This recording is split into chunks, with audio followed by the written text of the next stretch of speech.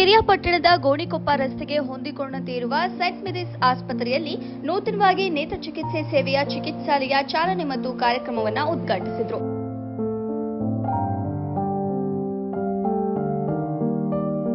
ನಂತರ ಅಂಬಿಕಾ ಕಣ್ಣಿನ ಚಿಕಿತ್ಸಾಲಯದ ವೈದ್ಯರಾದ ಡಾ ನವನೀತ್ ಮಾತನಾಡಿ, ಪಿರಿಯಾಪಟ್ಟಣ ನಗರ ಪ್ರದೇಶದ ಸೇವೆಯಲ್ಲಿ ತೃಪ್ತಿ ಇದ್ದು ಗ್ರಾಮೀಣ ಭಾಗದಲ್ಲೂ ತಮ್ಮ ಸೇವೆಯನ್ನ ವಿಸ್ತರಿಸಬೇಕೆಂಬ ಉದ್ದೇಶದಿಂದ ನೇತ್ರ ಚಿಕಿತ್ಸಾ ಸೇವೆಯನ್ನ ಸ್ಥಾಪನೆ ಮಾಡುತ್ತಿರುವುದಾಗಿ ತಿಳಿಸಿದರು.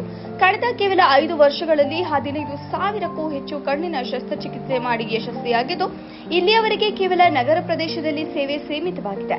ಆದರೆ ತಮ್ಮ ಸೇವೆಯನ್ನ ಗ್ರಾಮೀಣ ಪ್ರದೇಶದ ಜನರಿಗೂ ತಲುಪಿಸುವ ಉದ್ದೇಶದಿಂದ ಎಲ್ಲಾ ರೀತಿಯ ಆಧುನಿಕ ಉಪಕರಣಗಳಿಂದ ಕಡಿಮೆ ದರದಲ್ಲಿ ಸೇವೆ ಸಲ್ಲಿಸುವುದಾಗಿ ಭರವಸೆ ನೀಡಿದರು.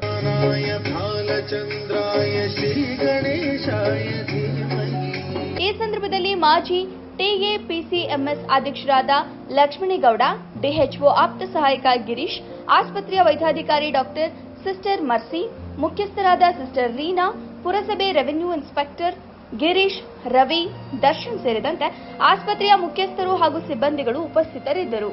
ನಾವು ಬೆಂಗಳೂರಲ್ಲಿ ನಾವು ಏನು ಫೆಸಿಲಿಟೀಸ್ ಏನು ಆಪರೇಷನ್ ಮಾಡ್ತಾ ಇದ್ದೀವಿ ಅದೇ ತರ ಮೂಲ ಸೌಕರ್ಯಗಳನ್ನ ಇಲ್ಲಿನ ಸುತ್ತಮುತ್ತಲ ಎಲ್ಲ ಜನರಿಗೂ ಲಭ್ಯವಾಗಬೇಕು.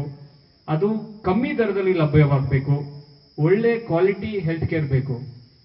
ಬರೀ ದುಡ್ಡಿರೋ ಬೆಂಗಳೂರು ಜನಕ್ಕೆ ನನಗೆ ಸೌಕರ್ಯ ಕೊಟ್ಟಿ ಬೇಜಾರಾಗಿದೆ. ದೃಷ್ಟಿ ಸಾಮರ್ಥ್ಯ ಅಥವಾ ನಮ್ಮ ಕಣ್ಣಿನ ಮುಖಾಂತರ ನೋಡುವುದು ನಿಸ್ಸಂದೇಹವಾಗಿ ನಮ್ಮ ಜೀವನದ ಶ್ರೇಷ್ಠ ಆಶೀರ್ವಾದಗಳಲ್ಲಿ ಒಂದು ಎಂದು ಹೇಳಬಹುದು.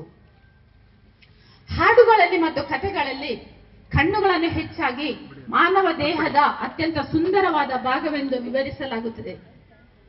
ಆದರೆ ಕಣ್ಣುಗಳ ನಿಜವಾದ ಸೌಂದರ್ಯ ಎಂದರೆ ನಾವು ನಮ್ಮ ಸುತ್ತಲಿನ ಪ್ರಪಂಚದ ಸೌಂದರ್ಯ ನೋಡಲು ಮತ್ತು ಆನಂದಿಸಲು ಅನುವು ಮಾಡಿಕೊಡುವ ದೊಡ್ಡ ಶಕ್ತಿ ಎಂದು ಹೇಳಬಹುದು. ಕಣ್ಣುಗಳಿಂದ ವಂಚಿತರಾದಾಗ ಮಾತ್ರ ಕಣ್ಣುಗಳ ಮೌಲ್ಯವನ್ನು ನಾವು ತಿಳಿದುಕೊಳ್ಳಲು ಸಾಧ್ಯವಾಗುತ್ತದೆ. ಅವರಿಗೆ ಸೇವೆ ಮಾಡುವವರಿಗೂ ಲಭಿಸಲಿ.